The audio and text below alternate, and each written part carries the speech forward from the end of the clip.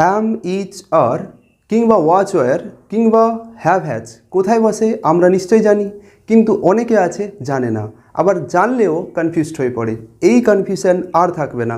কিভাবে? আমরা জানি অ্যাম কিংবা ইচ কিংবা আর কোথায় কোথায় বসে। আমরা জানি কর্তা আই হলে অ্যাম হয়, সিঙ্গুলার হলে ইজ হয়, প্লুরাল হলে আর হয়। তাহলে আই সিঙ্গুলার হলেও সেক্ষেত্রে অ্যাম, বাদবাকি যে কোনো কর্তা সিঙ্গুলার হলে ইজ, প্লুরাল হলে আর, এটা আমরা জানি। ওয়াচ ওয়ারের ক্ষেত্রে কি কোনো ব্যতিক্রম নেই, কর্তা সিঙ্গুলার হলে ওয়াচ, প্লুরাল হলে ওয়ার। হ্যাভ বা হ্যাজ কোথায় বসে?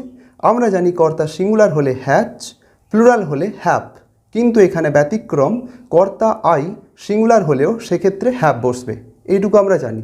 তার মানে কর্তা সিঙ্গুলার হলে একজন বসছে, প্লুরাল হলে আর একজন বসছে, এটাই তো।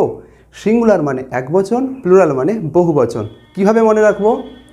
এখানে দেখো আই তো অ্যাম নিয়ে নিয়েছে, অ্যামের কথা বাদ দিলাম, সবসময় মনে রাখবো।